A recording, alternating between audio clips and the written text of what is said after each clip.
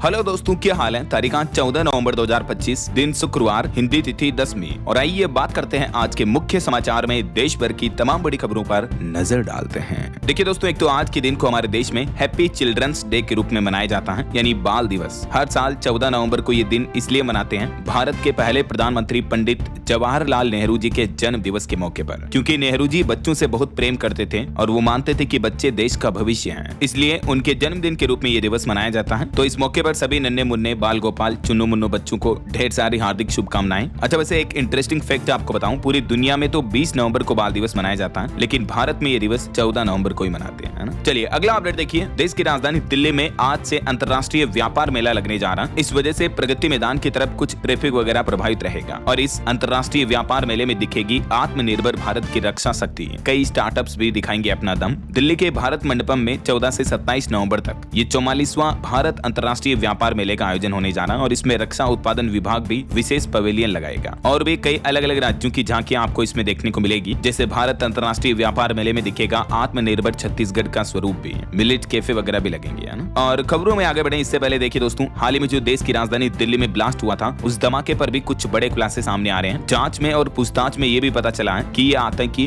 बाबरी मस्जिद का बदला लेना चाहते थे। देश भर में 32 कारों से धमाके की साजिश थी और दिल्ली कार ब्लास्ट भी इसी का एक हिस्सा था। लाल किले के पास 10 नवंबर को हुए धमाके की जांच में ये एक बड़ा खुलासा सामने आ रहा है। पुलिस के सूत्रों के मुताबिक आतंकी अगले महीने 6 दिसंबर को, यानी बाबरी मस्जिद ढहाए जाने की बरसी के मौके पर दिल्ली समेत देश के तकरीबन 32 जगहों पर धमाके करना चाहते थे और इसके लिए उन्होंने 32 कारों का इंतजाम भी किया था, जिसमें ब्रीजा, i20 जैसी कई गाड़ियां शामिल थी। अभी तक जांच एजेंसियों को 3 कारें तो बरामद भी हो चुकी हैं, बाकी की तलाश जारी है। लेकिन आतंकियों का ये प्लान नाकाम हो गया दिल्ली में उस दिन धमाके की वजह से। और इधर अब सरकार ने बड़ी कार्रवाई की, अल फलाह यूनिवर्सिटी की सदस्यता भी रद्द कर दी है। दिल्ली ब्लास्ट के बाद AIU की तरफ से ये बड़ा कदम उठाया गया। एसोसिएशन ऑफ इंडियन यूनिवर्सिटी से इस यूनिवर्सिटी की सदस्यता ही रद्द कर दी गई है, यानी इस यूनिवर्सिटी की अब मान्यता नहीं रहेगी, क्योंकि इस यूनिवर्सिटी से जुड़े कई डॉक्टर इस आतंकी गतिविधियों में शामिल पाए गए। तो जांच के बाद कई डॉक्टरों को तो हिरासत में भी ले लिया गया है। यही वजह है कि अल फलाह विश्वविद्यालय पर सरकार ने शिकंजा कसते हुए संस्थान के सभी रिकॉर्ड की फोरेंसिक ऑडिट करने के भी आदेश जारी किए। कहीं न कहीं देखा जाए तो दिल्ली धमाकों से जुड़ा सीधा कनेक्शन पाया गया है इस अल फलाह यूनिवर्सिटी से।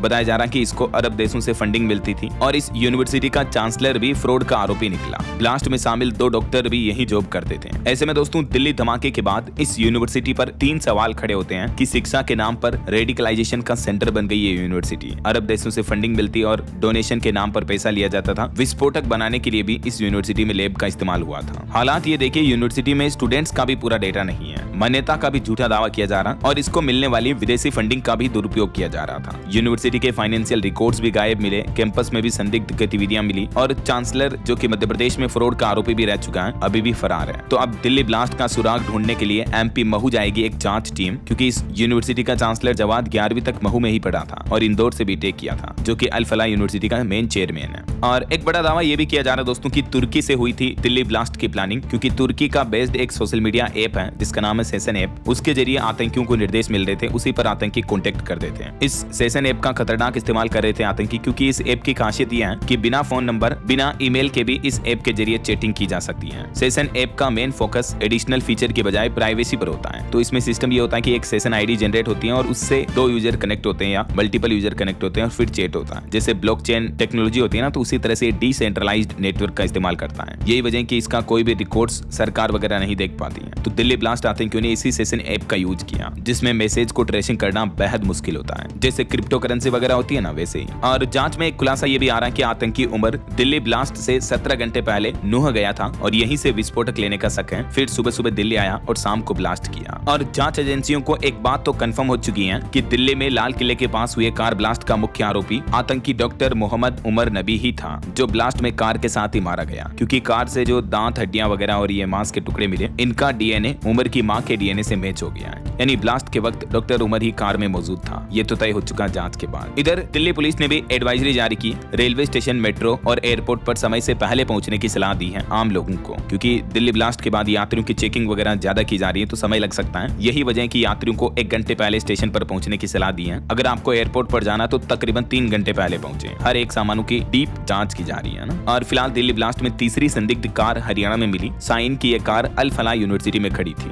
आतंकियों का एक और मददगार परिवार भी गिरफ्तार हुआ। और इस ब्लास्ट की घटना की वजह से देखिए राजधानी दिल्ली के बाजारों में कारोबार भी ठप पड़े हैं। मार्केट में मानो सन्नाटा से छाया हुआ है। ज्यादातर लोग ऑनलाइन खरीदारी कर रहे हैं। रिपोर्ट्स के मुताबिक धमाके के बाद अब तक 1000 करोड़ से भी ज्यादा का नुकसान हुआ है दिल्ली में व्यापारियों को। तो ये कुछ दोस्तों दिल्ली धमाके से जुड़े अपडेट्स रहे। चलिए आगे बढ़ते हैं अपन खबरों में। देखिए खबर INS विक्रांत पर सवार हुए तीनों सेनाओं के शीर्ष कमांडर। पोरबंदर तट पर ताकत और तालमेल का प्रदर्शन किया। जो भारतीय सेना का अभी त्रिशूल युद्धाभ्यास चल रहा है उसके तहत बीते दिन ये देखने को मिला। और इस बीच भारतीय नौसेना प्रमुख अमेरिका के लिए भी रवाना हुए। समुद्री सुरक्षा पर बढ़ेगा सहयोग। भारत अमेरिका दोनों के बीच रक्षा साझेदारी पर अहम चर्चा होगी। इंडियन नेवी के प्रमुख एडमिरल दिनेश कुमार त्रिपाठी अभी 17 नवंबर तक अमेरिका दौरे पर गए हैं। और अभी भारत अमेरिका वायुसेना के बीच भी दक्षिण में द्विपक्षीय युद्धाभ्यास चल रहा है। सुखोई 30 और B-1B लांसर की संयुक्त उड़ान भी देखने को मिल रही है। 10 नवंबर से ये इंडिया अमेरिका के बीच युद्धाभ्यास चल रहा है जो कि गुरुवार तक रहा। और एक बड़ी दुर्घटना हो गई। देखिए दोस्तों महाराष्ट्र पुणे का ये मामला है। 25 गाड़ियां आपस में टकरा गई जिसमें 9 लोगों की मौत हो गई। 5 लोग जिंदा जल गए। दरअसल हाईवे पर एक ट्रक का ब्रेक फेल हो गया। इस वजह से इस ट्रक ने कई गाड़ियों को टक्कर मार दी और ये ट्रक एक कार से भिड़ा तो दोनों में आग भी लग गई। महाराष्ट्र पुणे के बाहरी इलाके में नवले ब्रिज के पास ये घटना हुई। बीती शाम को एक ट्रक का ब्रेक फेल होने की वजह से 20 से 25 गाड़ियां आपस में टकरा गई और इस हादसे में कार सवार 5 लोग जिंदा जल गए और ट्रक ड्राइवर समेत 9 लोगों की मौत हो गई, जबकि करीब 20 लोग घायल बताए जा रहे हैं। देख सकते हैं हादसे से जुड़ी कुछ तस्वीरें भी। इस साल वाकई में देखा जाए दोस्तों तो बहुत बड़े बड़े हादसे हुए हैं, गंभीर हादसे हमारे देश में हद से ज्यादा। ये साल बहुत खराब रहा है 2025 का, है ना। चलिए अगला अपडेट देखिए। बिहार के 38 जिलों के 46 सेंटर पर काउंटिंग आज से शुरू होने जा रही है। बिहार चुनाव के सबसे तेज रिजल्ट के नतीजे आज आपको देखने को मिल जाएंगे और मैं भी आपको लाइव अपडेट्स बताता रहूंगा इसी चैनल DLS न्यूज के माध्यम से। ऐसे में सवाल ये कि आखिर बिहार की सत्ता किसके हाथों में जाएगी? क्या NDA की बनेगी सरकार या महागठबंधन बाजी मारेगा?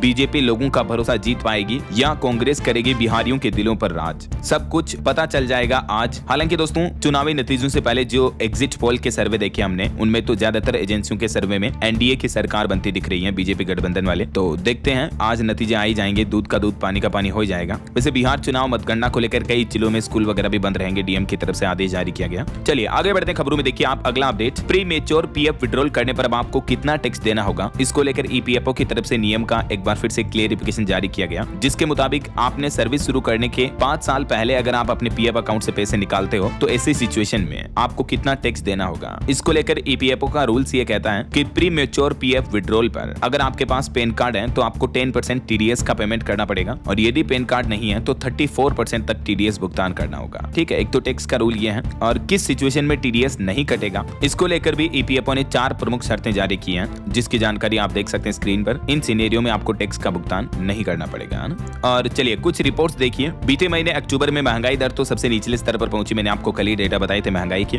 इस बीच एक अच्छी रिपोर्ट सामने आ रही है कि अगले महीने दिसंबर में ब्याज दरों में कटौती होने की संभावना है, यानी RBI रेपो रेट में और कटौती कर सकता है। अदिति नायर का भी ये कहना है, जो कि देश की जानी मानी इकोनॉमिस्ट हैं। और इसी से रिलेटेड SBI ने भी एक रिपोर्ट जारी की, जिसमें भारतीय स्टेट बैंक SBI का तो ये कहना है कि टैरिफ दबाव के बीच त्योहारों की मजबूत मांग ने भारत की अर्थव्यवस्था यानी इकोनॉमी को तो राहत दी है, लेकिन अगले महीने दिसंबर में ब्याज दरों में कटौती की भी उम्मीद है। SBI म्यूचुअल फंड की रिपोर्ट बताती है कि RBI ब्याज दरों में कटौती करके आम लोगों को और राहत दे सकता है। तो अगर रेपो रेट में कटौती होती है दोस्तों दिसंबर में, तो जाहिर सी बात है आपके बैंक लोन वगैरह की EMI भी कम होगी और बैंकों से नया लोन लेना भी सस्ता होगा, है ना। और मूडीज ने भी अपनी रिपोर्ट्स में बताया कि अमेरिकी टैरिफ के बाद भी भारत दुनिया की सबसे तेजी से बढ़ने वाली अर्थव्यवस्था बना रहेगा। और एक्सपोर्ट पर भी देखिए एक अच्छी खबर आ रही है। वैश्विक बाजार में भारतीय वस्त्रों की मांग में तगड़ा उछाल देखने को मिला है। 111 देशों में भारत के टेक्सटाइल निर्यात में बढ़ोतरी हुई है। ये कुछ डेटा भी आप देख सकते हैं। इस वित्त वर्ष को लेकर सरकार ने ये आंकड़े जारी किए हैं ना। मतलब भले ही अमेरिका ने टैरिफ बढ़ा दिया हो, लेकिन उसके बावजूद टैरिफ चुनौतियों के बीच भी भारत के वस्त्र निर्यात में 10 से 11% तक का उछाल देखने को मिला है। और क्रिसिल की रिपोर्ट में भी बताया जा रहा है कि इंफ्रास्ट्रक्चर खर्च और निर्यात पर निर्भर रहेगी भारत की कंस्ट्रक्शन इक्विपमेंट इंडस्ट्री की रफ्तार। FIO का कहना है कि MSME को नई उड़ान मिलेगी। एक्सपोर्ट प्रमोशन मिशन बदलेगा व्यापार परिदृश्य। जो अभी एक दिन पहले आपको पता होगा केंद्र सरकार की कैबिनेट बैठक में भारत के एक्सपोर्टर्स यानी निर्यात कारोबारियों के लिए जो सरकार ने फंड वगैरह का ऐलान किया था, तो उसको लेकर अब FIO ने अपनी रिपोर्ट में बताया कि सरकार के इन फैसलों से MSME को भी नई उड़ान मिलेगी और एक्सपोर्ट प्रमोशन को भी बढ़ावा मिलेगा। अभी एक दिन पहले आपको पता होगा सरकार ने एक्सपोर्ट को लेकर 2 बड़े फैसले लिए थे। एक तो निर्यात बढ़ाने के लिए कैबिनेट ने 25,060 करोड़ रुपए के निर्यात संवर्धन मिशन को मंजूरी दी और इसके अलावा भी हमारे देश के निर्यातकों को कोलेटरल फ्री 20,000 करोड़ तक का लोन भी मिलेगा और इस लोन की 100% गारंटी भी सरकार लेगी। तो अमेरिका के 50% टैरिफ से राहत देने के लिए केंद्र सरकार की तरफ से ये 2 बड़े फैसले लिए गए हैं। 25,000 करोड़ और 20,000 करोड़ यानी टोटल 45,000 करोड़ की 2 परियोजनाओं को मंजूरी दी है केंद्र सरकार ने अपनी कैबिनेट बैठक में। अमेरिकी टैरिफ के असर से निपटने के लिए। और सरकार के इन फैसलों के बाद पीएम मोदी भी बोले कि हमारे देश में निर्यात को बढ़ावा देने के फैसले से प्रतिस्पर्धा बढ़ेगी और आत्मनिर्भर भारत के सपने को भी बल मिलेगा ना। चलिए अगला अपडेट आ रहा। हमारे देश के मुख्य आर्थिक सलाहकार CEA अनंत नागेश्वरन का भी कहना है कि भारत को अगले 10 से 15 सालों में सालाना 80 लाख जॉब क्रिएट करनी होगी, तब जाकर भारत में ग्रोथ बढ़ेगी और बेरोजगारी कम होगी, है ना। और वहीं देखिए ट्रंप टैरिफ के बीच भारत सरकार ने एक और बड़ा कदम उठाया है। इस देश पर लगा दी एंटी डंपिंग ड्यूटी, जिससे हमारे देश में स्टील व्यापारियों कारोबारियों को राहत मिलेगी। दरअसल केंद्र सरकार ने फैसला लेते हुए वियतनाम से आयात होने वाले स्टील उत्पादों पर एंटी डंपिंग ड्यूटी लगा दी है। जो वियतनाम से जो हम स्टील इंपोर्ट करते हैं ना, उस पर ये एंटी डंपिंग ड्यूटी लगाई गई। तो सरकार के इस फैसले पर स्टील इंडस्ट्री के कारोबारियों का भी कहना है कि भारत में गैर जरूरी आयात रोकने के लिए ये अच्छा फैसला है। टाटा स्टील के CEO भी बोले कि ये सही फैसला है। इसके अलावा भी सरकार ने स्टील इंडस्ट्री के लिए अपनी पहली ESG परफॉर्मेंस रिपोर्ट भी जारी की। ग्रीन स्टील की दिशा में भी भारत ने अच्छा कदम उठाया और अच्छी खासी ग्रोथ हासिल की है। चलिए अगला अपडेट देखिए। IEA ने अपनी रिपोर्ट्स में कहा कि भारत साल 2050 तक बन सकता है दुनिया में तेल की मांग बढ़ाने वाला मुख्य केंद्र है। अंतर्राष्ट्रीय ऊर्जा एजेंसी की तरफ से ये रिपोर्ट्स जारी की गई। चलिए अगली बड़ी खबर देखिए दोस्तों। सोशल मीडिया पर इस तरह की खबर चल रही है कि क्या रिटायरमेंट के बाद केंद्रीय कर्मचारियों को नहीं मिलेगा DA और पेंशन का लाभ। तो इस सोशल मीडिया पर फैल रही खबर को भी सरकार ने क्लियरिफिकेशन जारी करते हुए PIB फैक्ट चेक की तरफ से ये जानकारी दी गई कि सरकार ने केवल CCS पेंशन नियम 2021 के नियम 37 में संशोधन किया है और इस नियम के तहत केवल बर्खास्त किए हुए कर्मचारियों को पेंशन का लाभ नहीं मिलेगा। यानी जिन कर्मचारियों को किसी फॉल्ट वगैरह की वजह से, गलती की वजह से अगर बर्खास्त कर दिया जाता है, उन्हें नौकरी से निकाल दिया जाता है, तो ऐसे कर्मचारियों को फिर रिटायरमेंट पेंशन नहीं मिलेगी। बाकी देख सकते हैं PIB फैक्ट चेक का कहना है कि no change in post retirement benefits for retired government employees, यानी दूसरे अन्य कर्मचारियों के लिए कोई बदलाव नहीं किया गया। हालांकि इसमें एक कंडीशन ये जरूर है कि जबरन रिटायरमेंट लेने वाले कर्मचारियों को इन शर्तों पर मिलेगी पेंशन। इसको लेकर सरकार की तरफ से ये पेंशन गाइडलाइंस जारी की गई। तो सरकार ने इससे जुड़े नियमों को भी साफ कर दिया। कहा कि जबरन रिटायरमेंट लेने वाले कर्मचारियों को काफी कंफ्यूजन अपने ग्रेच्युटी के अमाउंट और सर्विस के पीरियड के हिसाब से कैलकुलेशन पर होता है। तो अब सरकार का कहना है कि ये प्रोसेस बिल्कुल नई तरीके से लागू होगा। सरकार ने इस बारे में एक नया ऑफिस मेमोरेंडम भी जारी किया है और बताया कि ये central civil services pension rules 2021 के रूल 44 के तहत लागू होगा। तो नियमों में क्या प्रमुख बदलाव होंगे, 10 साल से ज्यादा सर्विस करने वालों के लिए, इस बारे में भी डिटेल जानकारी आप देख सकते हैं स्क्रीन पर। और 10 साल से कम सर्विस करने वाले कर्मचारियों के लिए भी रिटायरमेंट, जबरन और पेंशन वगैरह को लेकर ये नई गाइडलाइंस जारी की है सरकार ने। चलिए अगला अपडेट देखिए। रेल आधारित माल ढुलाई को बढ़ाने के लिए भारत और नेपाल ने व्यापार बढ़ाने के लिए कुछ अहम समझौते किए हैं। दोनों देशों के बीच इन कुछ प्रमुख समझौतों पर साझेदारी बनाई गई, जिससे दोनों देशों के बीच व्यापार, ट्रेड वगैरह को बढ़ावा मिलेगा। और वहीं खबर आ रही है भारत में AI का नया कदम। फोन पे कंपनी ने OpenAI के साथ साझेदारी की है। OpenAI जो कि ChatGPT बनाने वाली कंपनी है, उसके और फोन पे के बीच ये डील हुई है, जिसके तहत अब आपको फोन पे UPI ऐप में भी ChatGPT जैसे फीचर्स मिलेंगे। AI की मदद से आप पेमेंट से जुड़ी काफी चीजों की इन्फॉर्मेशन ले पाएंगे वगैरह वगैरह। चलिए सोना चांदी के भाव पर बड़ी खबर आ रही है दोस्तों। देखिए एक ही दिन में सोना 2500 रुपए से भी ज्यादा महंगा हुआ। 2641 रुपए बढ़कर अभी सोने का भाव 1,26,000 रुपए के पार पहुंच चुका है, जबकि चांदी एक ही दिन में 6000 रुपए से भी ज्यादा महंगी हुई और उसके बाद चांदी का भाव अभी 1,62,730 रुपए प्रति किलोग्राम पहुंच चुका है।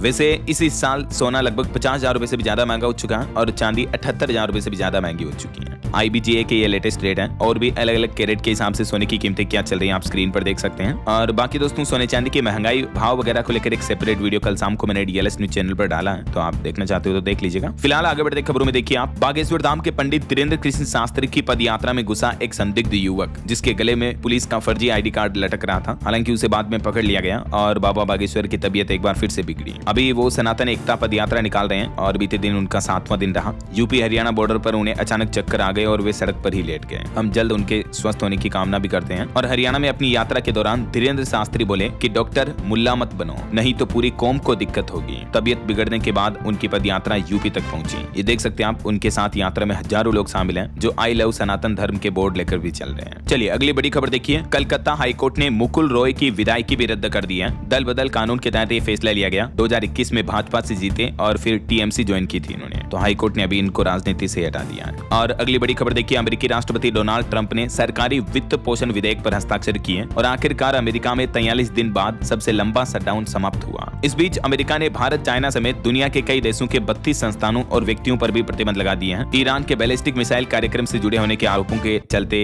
ये प्रतिबंध लगाए हैं ट्रंप ने। भारत समेत 7 देशों की 32 कंपनियों और कई लोगों पर ये बैन लगाए हैं। ईरान के मिसाइल कार्यक्रम में मदद करने का आरोप भी लगाया। और आखिरकार अमेरिका में शटडाउन समाप्त होने के बाद अब 14 लाख अमेरिकियों को 43 दिन बाद उनकी सैलरी मिलेगी। सबसे लंबा शटडाउन खत्म हुआ। ट्रंप और विपक्ष में हेल्थ सब्सिडी पर भी सहमति नहीं बनी। वहीं एक रिपोर्ट सामने आ रही है कि ट्रंप से रिश्ते सुधारने के लिए पाकिस्तान ने करोड़ रुपए खर्च किए। है और पाकिस्तान ने तो ट्रंप को नोबेल पुरस्कार के लिए भी नॉमिनेट किया था, जबकि कभी ट्रंप ने पाकिस्तान को खुद धोखेबाज देश कहा था, लेकिन अभी अमेरिका और पाकिस्तान के बीच नजदीकियां काफी बढ़ती दिख रही है। चलिए अगला अपडेट आ रहा, 1962 जंग के बाद बंद न्योमा एयरबेस भी फिर से शुरू हुआ। चीन बॉर्डर के पास लद्दाख में 13,000 फीट ऊंचाई पर बनाए एयरफोर्स चीफ ने लैंड किया यहाँ एयरक्राफ्ट भी। भारतीय वायुसेना की ये बड़ी उपलब्धि देखने को मिली। और वहीं देखिए दुनिया भर में पाकिस्तान की इस बात को लेकर किरकिरी हो रही कि पाकिस्तान के पॉपुलर अखबार डॉन ने खबर लिखने के लिए चैट जीपीटी का इस्तेमाल किया। तो ये अखबार सोशल मीडिया पर भी ट्रोल हो गया क्योंकि इस अखबार में गलती से एक एआई जनरेटेड प्रॉम्प्ट भी छाप दिया गया खबर के साथ में। देखिए जरा वहीं खबर है, अमेरिका में 232 साल बाद पेनी करेंसी बंद हुई। हर साल 470 करोड़ रुपए बचेंगे इससे। अमेरिका ने ऑफिशियली तौर पर छोटी यूनिट पेनी करेंसी को आधिकारिक तौर पर बंद कर दिया है। और वहीं इधर देखिए पाकिस्तान के रक्षा मंत्री बोले कि हम भारत और तालिबान के खिलाफ जंग के लिए तैयार हैं, हमले का जवाब देने की ताकत भी रखते हैं। इस बीच पाकिस्तान के संविधान में एक साथ 48 अनुच्छेदों में बदलाव किया गया। आर्मी चीफ आसिम मुनीर को तीनों सेनाओं का कमांड पद भी मिल चुका है। वहीं पाकिस्तान से 3 महीने में ही बिजनेस बंद करेगा अफगानिस्तान। तालिबान ने अपने यहाँ के व्यापारियों को भी अल्टीमेटम दिया और कहा कि कोई दूसरा रास्ता तलाशें, क्योंकि हाल ही के कुछ दिनों में अफगानिस्तान और पाकिस्तान के बीच कंट्रोवर्सी काफी बढ़ रही है और एक बार फिर से युद्ध छिड़ने की संभावना भी दिख रही है तालिबान और पाकिस्तान के बीच। तो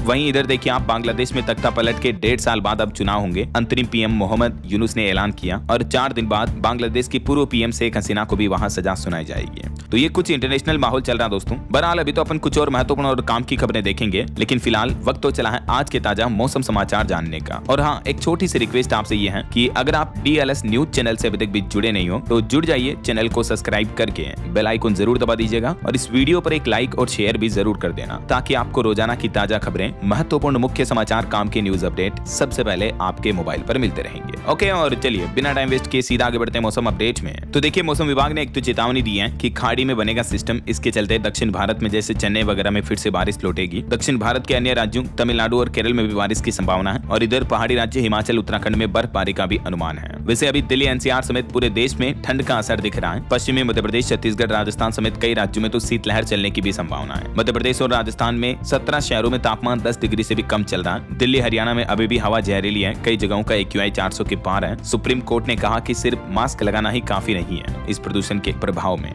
कुछ अलग अलग राज्यों की स्थितियां देखिए आप। मध्य प्रदेश में कई जिलों में तापमान 7.5 डिग्री तक पहुंचा। भोपाल, इंदौर समेत MP के 13 जिलों में आज से शीतलहर की चेतावनी है। इधर राजस्थान के भी 2 जिलों में शीतलहर का अलर्ट। 9 शहरों में न्यूनतम तापमान सिंगल डिजिट में दर्ज हुआ। हरियाणा में ठंड के साथ साथ प्रदूषण भी बढ़ा। 7 शहरों में पारा 10 डिग्री से नीचे चल रहा है। पहाड़ी राज्य हिमाचल में विंटर सीजन की सबसे ठंडी रात बीती। ताबों में -7.5 डिग्री तक गिर चुका तापमान। इधर पंजाब में भी टेम्परेचर का गिरना जारी है, अब ठंड बढ़ेगी। न्यूनतम तापमान 60 डिग्री के करीब पहुंचा। छत्तीसगढ़ में भी अगले 3 दिन शीतलहर चलेगी। अंबिकापुर में 60 डिग्री तक गिरा पारा। तो कहने का मतलब देश भर में अभी ठंड का माहौल बहुत ज्यादा ही चल रहा है और मौसम विभाग ने 15 नवंबर तक इन राज्यों में शीतलहर की चेतावनी दी है। जबकि तमिलनाडु, केरल, पुडुचेरी में अगले 2 दिन तक भारी बारिश की संभावना भी है। बाकी और भी अगले 24 घंटों के दौरान देश भर में मौसम की संभावित गतिविधियां क्या रह सकती हैं, जिसकी जानकारी आप देख सकते हैं स्क्रीन पर। ओके, और चलिए मौसम के बाद कुछ मार्केट अपडेट्स पर भी नजर डाल लेते हैं। देखिए बीते दिन भारतीय शेयर बाजार में फ्लैट कारोबार रहा। सेंसेक्स 12 अंक चढ़कर 84,478 पर बंद हुआ। वहीं फिजिक्स वाला के अलग पांडे बॉलीवुड एक्टर शाहरुख से भी ज्यादा अमीर है। 9 साल में 30,000 करोड़ की कंपनी बनाई इन्होंने और इनका IPO भी आया अभी। और खबर देखिए JP इंफ्राटेक के मैनेजिंग डायरेक्टर को ED ने गिरफ्तार कर लिया है। इन पर 12,000 करोड़ की हेराफेरी के आरोप लगे हैं। और वहीं भारतीय शेयर बाजार में निवेशक भी कितने बढ़ रहे हैं देखिए आप। NSE पर यूनिक ट्रेडिंग खातों की संख्या 24 करोड़ के पार पहुंची है। रिटेल निवेशकों की भागीदारी 22 साल के उच्चतम स्तर पर चल रही है। और मार्केट रेगुलेटर सेबी ने प्रोप ट्रेडिंग अकाउंट के दुरुपयोग की जांच के आदेश दिए। मनी कंट्रोल ने इस बारे में खुलासा किया था। वहीं देखिए बजाज फिनसर्व एसेट मैनेजमेंट ने भी लॉन्च किया नया फंड। 24 नवंबर तक इसमें निवेश कर सकते हैं। और खबर है पर्ल कपूर ने लॉन्च किया भारत का पहला स्वदेशी AI चैटबॉट कीवेक्स के नाम से।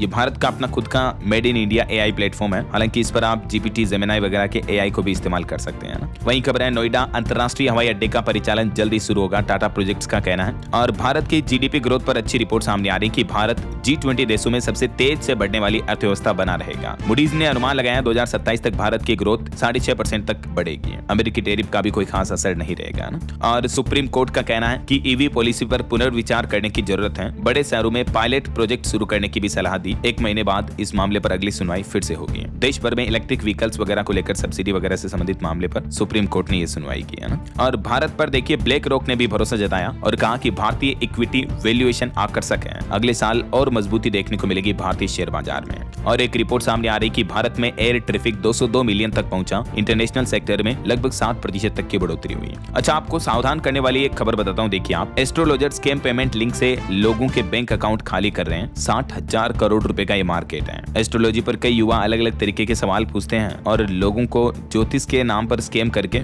लिंक वगैरह पर क्लिक करवाया जाता है, जिससे उनके बैंक खाते से पैसे उड़ जाते हैं। तो सरकार के साइबर दोस्त ने लोगों को इस बारे में अलर्ट किया, कहा कि अनजान पेमेंट लिंक पर क्लिक ना करें और अननोन मोबाइल एप्स को भी डाउनलोड ना करें, वरना उल्टे आपके बैंक खाते से पैसे कट सकते हैं। तो जरूर सावधान रहें। आए दिन कई अलग अलग तरीके के साइबर क्राइम देखने को मिलते रहते हैं और अभी ये ज्योतिष के नाम, एस्ट्रोलॉजी के नाम पर स्कैम बढ़ रहा है। ठीक है ना, चलिए आगे बढ़ते हैं अपन खबरों में। कुछ खेल समाचार से जुड़े अपडेट्स देखिए। अब हर प्लेयर के पास होगा अपना खुद का कोच। सौरव गांगुली और काबूनी ने मिलकर भारत में लॉन्च किया AI स्पोर्ट टेक प्लेटफॉर्म। वहीं खबर है 2028 लॉस एंजेलिस ओलंपिक बनेगा अब तक का सबसे बड़ा खेल आयोजन। और खेलो इंडिया ट्राइबल गेम्स 2025 की मेजबानी छत्तीसगढ़ राज्य को मिली है। वहीं भारत के लिए बड़े गर्व की बात देखिए, मध्य प्रदेश के स्टार चैंपियन निशानेबाज ने मिस्र में लहराया भारत का तिरंगा, वर्ल्ड चैंपियनशिप में जीता रजत पदक। पहले भी कई पदक जीते इन्होंने, मेनी कांग्रेट्स। चलिए आगे बढ़ते हैं खबरों में। कुछ ऑटो इंडस्ट्री के अपडेट देखिए आप। जल्दी टाटा की अपडेटेड हैरियर और टाटा सफारी नए मॉडल में देखने को मिलेगी आपको। 9 दिसंबर को ये लॉन्च होगी। वहीं यामा मोटर्स ने भी भारत में लॉन्च की 2 नई बाइक्स। यामा का पहला इलेक्ट्रिक स्कूटर भी अनवील हुआ। और मोबाइल फोन लॉन्चिंग पर खबर देखिए, स्नैपड्रैगन 8 जेन प्रोसेसर वाला पहला फोन भारत में लॉन्च हुआ। OnePlus 15, इसमें आपको 120 वोल्ट चार्जिंग के साथ 7300 mAh की बैटरी मिलेगी। शुरुआती कीमत इसकी 73,000 से शुरू है। चलिए खबर देखिए, दिल्ली कैबिनेट ने 1984 के सिख विरोधी दंगा पीड़ितों के परिजनों को नौकरी देने की भी मंजूरी दी। दिल्ली की रेखा गुप्ता सरकार की तरफ से यह बड़ा फैसला लिया गया है। वहीं खबर देखिए, कोविड वैक्सीन के दुष्प्रभाव वाली याचिका पर सुप्रीम कोर्ट ने पूछा कि ब्रिटेन के आंकड़ों पर भरोसा है क्या भारत के आंकड़ों पर नहीं। वहीं सुप्रीम कोर्ट ने एक और बड़ा आदेश सुनाया कि संरक्षित वन क्षेत्रों के 1 किलोमीटर तक के दायरे में माइनिंग नहीं होगी। झारखंड के सारंडा वन क्षेत्र पर आदेश का पड़ेगा प्रभाव। सुप्रीम कोर्ट की तरफ से यह अहम फैसला सुनाया गया है। अब हमारे देश में राष्ट्रीय उद्यानों या अभ्यारण्यों के 1 किलोमीटर तक के दायरे में खनन पर, माइनिंग पर प्रतिबंध लगा दिया है सुप्रीम कोर्ट ने। इसके अलावा सरकार ने भी खनिज नीति में एक बड़ा बदलाव किया। कैबिनेट ने 4 महत्वपूर्ण खनिजों की रॉयल्टी दरों पर भी मुहर लगाई। वो कौन कौन से खनिज हैं देख सकते हैं आप। और रेलवे से खबर आ रही है, हरियाणा में कालका शिमला रूट पर चलेगी विशेष ट्रेनें। बर्फबारी सीजन में पैकेज ट्रेन भी इसमें शामिल होगी। वहीं किसान आंदोलन पर बड़ी खबर देखिए, शंभू बॉर्डर से दिल्ली के लिए आज फिर से रवाना होंगे किसान भाई लोग। इन रास्तों पर जाने से बचें। किसानों का मार्च आज सुबह 10 बजे पंजाब हरियाणा के शंभू बॉर्डर से दिल्ली के लिए रवाना होगा। तो 14 नवंबर को सुबह 7 बजे से शाम 6 बजे तक राजपुरा अंबाला हाईवे ट्रैफिक की आवाजाही के लिए बंद रहेगा। किसानों ने एक बार फिर से अपनी कुछ मांगों को लेकर यह आंदोलन करने की चेतावनी दी है। और वहीं किसानों के बीज को लेकर भी सरकार ने एक फैसला लिया। देखिए आप, सरकार लेकर आई नया सीड बिल 2025 का ड्राफ्ट, यानी सरकार ने बीज मसौदा विधेयक 2025 जारी कर दिया है। इसका उद्देश्य है किसानों को गुणवत्तापूर्ण बीज उपलब्ध कराना और यह बिल पुराने बिलों को रिप्लेस कर देगा। और फिलहाल सरकार ने बीज विधेयक 2025 पर सुझाव भी मांगे हैं। किसानों के लिए पारदर्शी व्यवस्था बनाने का भी वादा किया है। चलिए अगला अपडेट देखिए, एक रिपोर्ट सामने आ रही है कि खपत के दम पर दूसरी तिमाही में 7.2% की रफ्तार से बढ़ेगी भारत की GDP। वहीं नोवामा की रिपोर्ट के मुताबिक बीते महीने अक्टूबर में बिजली की मांग में 5% तक की गिरावट देखने को मिली। ठंडे मौसम और बारिश ने बिजली का लोड घटाया। GTRI ने निर्यात को बढ़ावा देने के लिए केंद्र सरकार की नीति पर चिंता जताई और कुछ चीजों को बड़ी चुनौती बताया है। वहीं ऑनलाइन ग्रोसरी भी भारत में तेजी से बढ़ रही है। रिपोर्ट के मुताबिक ऑनलाइन किराना स्टोर की तेजी से बिक्री देखने को मिल रही है। क्विक डिलीवरी, क्विक कॉमर्स और डिजिटल सुविधा ने बदला खरीदारी का तरीका। इंडियन रेलवे का नया प्लान है दोस्तों, 78,000 किलोमीटर का ट्रैक और 18,000 इंजनों को एडवांस कवच सिस्टम से प्रोटेक्ट किया जाएगा। रेल हादसों पर लगाम लगाने के लिए कवच प्रोजेक्ट को नया लक्ष्य मिला है और रेलवे ने यह प्लान बनाया है। वहीं देखिए दोस्तों, सुप्रीम कोर्ट ने एक अहम टिप्पणी की, कहा कि लाभ के लिए सामान और सेवाएं खरीदी जाती हैं तो खरीदने वाला उपभोक्ता नहीं है। किसी वस्तु या सेवा खरीद लाभ कमाने के लिए अगर की जाती है तो क्रेता को उपभोक्ता नहीं माना जा सकता है और इस कारण वह उपभोक्ता संरक्षण अधिनियमों के तहत मामला भी नहीं चला सकता है। एक ऐसे ही केस पर सुनवाई करते हुए सुप्रीम कोर्ट ने यह बयान दिया है। वैज्ञानिकों की कुछ चौंकाने वाली रिपोर्ट्स देखिए दोस्तों, जलवायु आपदाओं का भारत पर भारी असर पड़ रहा है। बीते 3 दशकों में यानी 30 सालों में 80,000 से भी ज्यादा मौतें हुई हैं क्लाइमेट चेंज की वजह से और 1 अरब से भी ज्यादा लोग प्रभावित हुए हैं। वैश्विक जोखिम के मामले में भारत का 9वां स्थान है। मौसम पर यह चौंकाने वाली रिपोर्ट सामने आ रही है अंतर्राष्ट्रीय मौसम वैज्ञानिकों की तरफ से कि 80,000 लोगों ने जान गंवाई भारत में जलवायु में बदलाव, जलवायु परिवर्तन की वजह से। जर्मन बोर्ड की तरफ से ये रिपोर्ट जारी की गई। और प्रदूषण पर एक चिंताजनक रिपोर्ट तो अभी एक दिन पहले मैंने आपको बताई थी कि प्रदूषण का कहर बच्चों पर भी सर्वाधिक पड़ रहा है। वायु प्रदूषण सिर्फ पर्यावरणीय ही नहीं बल्कि स्वास्थ्य के लिए भी आपातकाल बन चुका है। चलिए अगला अपडेट देखिए, सरकार की एक नई पहल, दिव्यांग और बुजुर्गों के लिए 21 सहायक उपकरणों पर राष्ट्रीय गुणवत्ता मानक लागू हो चुके हैं, जिससे सुरक्षा व भरोसेमंदी सुनिश्चित होगी। दिव्यांग और बुजुर्गों की देखभाल के लिए सरकार की तरफ से ये कुछ नए मानक तय किए हैं ना। और बड़ी खबर देखिए, सेबी का नया प्लान, सेबी चेयरमैन और शीर्ष अधिकारियों को अब संपत्ति देयता का खुलासा करना होगा। समिति की तरफ से यह भी सिफारिश की गई। डिफेंस को लेकर खबर है कि रक्षा मंत्रालय भारत डायनेमिक्स से खरीदेगा एंटी टैंक मिसाइलें। 2095 करोड़ का सौदा हुआ है। और गन्ना किसानों का बवाल देखने को मिला कर्नाटक राज्य में। 20 से ज्यादा ज्यादा ट्रैक्टरों में आग लगा दी। समर्थन मूल्य यानी गन्ने की एमएसपी को लेकर भड़के प्रदर्शनकारी। कर्नाटक के बालगोड जिले में किसानों का गन्ना विरोध काफी हिंसक हो गया। समर्थन मूल्य की मांग को लेकर प्रदर्शन कर रहे किसानों ने 20 से ज्यादा ट्रैक्टरों को तो आग के हवाले कर दिया। ये देख सकते हैं आप कुछ तस्वीरें भी। चलिए अगला अपडेट देखिए। राजधानी दिल्ली में अब अवैध मलबा डंपिंग की सीसीटीवी कैमरे से होगी निगरानी। प्रदूषण पर लगाम लगेगी और नियम तोड़ने वालों पर लाखों रुपए का जुर्माना भी लगेगा। दिल्ली सरकार ने यह नया आदेश जारी किया। वहीं यूपी सरकार का प्लान है अयोध्या से चित्रकूट नई वंदे भारत ट्रेन चलाने की तैयारी की जा रही है। लखनऊ, कानपुर समेत कई शहरों से इस ट्रेन को निकाला जाएगा। और एक चौंकाने वाली खबर देखिए। महाराष्ट्र के मेलघाट में कुपोषण की वजह से 65 बच्चों की मौत हो गई। अब हाईकोर्ट ने इस मामले का संज्ञान लेते हुए चिंता जताई और सरकार की लापरवाही की आलोचना भी की है। वहीं राहुल गांधी के खिलाफ लंबित याचिका पर भी 21 नवंबर को सुनवाई होगी। भगवान श्री राम को काल्पनिक बताए जाने का आरोप है उन पर, तो वाराणसी में कोर्ट में राहुल गांधी के इस मामले की सुनवाई होगी। और हरियाणा में देखिए एक बड़ा ऐलान हुआ। आवारा पशुओं की टक्कर से मौत या विकलांगता होने पर 5 लाख रुपए तक की मदद देगी हरियाणा गवर्नमेंट। इसके लिए दयालु पोर्टल भी लॉन्च हो चुका है। हरियाणा सरकार ने दीनदयाल उपाध्याय अंत्योदय परिवार सुरक्षा योजना के तहत ये मुआवजा राशि देने की घोषणा की है और ये ऑनलाइन पोर्टल भी शुरू किया है। इसका एड्रेस भी आप देख सकते हैं। चलिए अगला अपडेट देखिए। बोत्सवाना ने देश की राष्ट्रपति द्रौपदी मुर्मू की मौजूदगी में प्रोजेक्ट चीता के तहत भारत को 8 और चीते भेंट किए हैं। ये चीते भारत लाए जाएंगे। और टेक न्यूज से खबर आ रही है। व्हाट्सएप चैटबॉट सेवा से परिवहन सेवाएं अब और भी आसान होगी। उत्तर प्रदेश परिवहन विभाग की तरफ से ये व्हाट्सएप हेल्पलाइन चैटबॉट सेवा शुरू की है। इस नंबर को आप फोन में सेव करके हाई मैसेज करोगे तो व्हाट्सएप पर आपको यूपी परिवहन की सुविधाएं मिल पाएगी, है ना। वहीं खबर है प्रधानमंत्री नरेंद्र मोदी 19 नवंबर को तमिलनाडु का दौरा करेंगे और यहाँ कोयम्बटूर में जैविक खेती पर एक राष्ट्रीय सम्मेलन का उद्घाटन भी करेंगे। चलिए अगला अपडेट देखिए।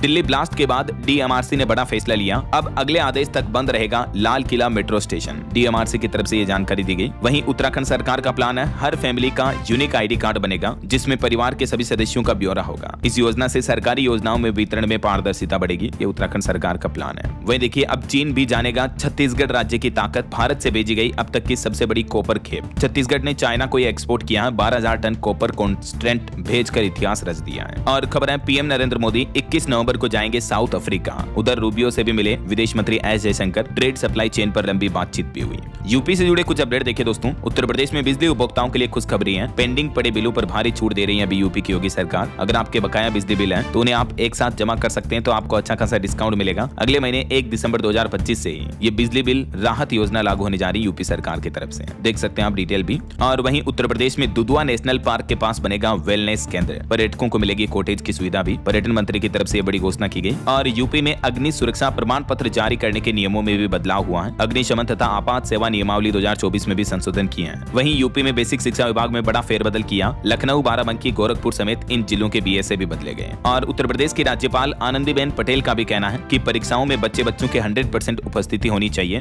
बैक पेपर परीक्षा लेना ही बंद कर दें। एजुकेशन को बेहतर बनाने का प्लान पर इन्होंने ये सुझाव भी दिए। चलिए बड़ी खबर आ रही है। ईरान ने 72 घंटे में दूसरी बार दिल्ली ब्लास्ट की आतंकी घटना की कड़ी निंदा की। पाकिस्तान से लेकर अमेरिका तक पहुंचा कड़ा संदेश। और टेक न्यूज से खबर है ओपन एआई ने लॉन्च किया चैट जीपीटी का 5.1 वर्जन। सैम ऑल्टमैन के नए एआई टूल ने जेमिनाई, मेटा और ग्रोक की भी टेंशन बढ़ाई। और गुजरात अहमदाबाद प्लेन क्रैश पर खबर आ रही कि प्रारंभिक रिपोर्ट में पायलट की गलती का जिक्र नहीं है। सरकार ने यह बड़ा खुलासा किया। चलिए अगली बड़ी खबर देखिए। सरकार का एक बड़ा फैसला। अब चांदी पर भी आपको लोन मिलेगा और आरबीआई की तरफ से तो तारीख का भी ऐलान कर दिया है। रिजर्व बैंक की गाइडलाइंस के मुताबिक अगले साल 1 अप्रैल 2026 से सिल्वर ज्वेलरी और चांदी के सिक्के पर भी आपको लोन मिल पाएगा। बैंक आपको ये फैसिलिटी देंगे, है ना। और खबर है देश के उपराष्ट्रपति श्री सीपी राधाकृष्णन आज 14 नवंबर को नई दिल्ली के विज्ञान भवन में ये हीरक जयंती समारोह के मुख्य अतिथि होंगे और इस दौरान तेजस विंग्स ऑफ चेंज कार्यक्रम का भी उद्घाटन करेंगे दिल्ली के यशोभूमि में। चलिए अगला अपडेट देखिए। मध्य प्रदेश के मुख्यमंत्री डॉक्टर मोहन यादव ने 1,33,000 किसानों को बड़ी राहत दी। भावांतर योजना के तहत 233 करोड़ रुपए बैंक खाते में ट्रांसफर किए।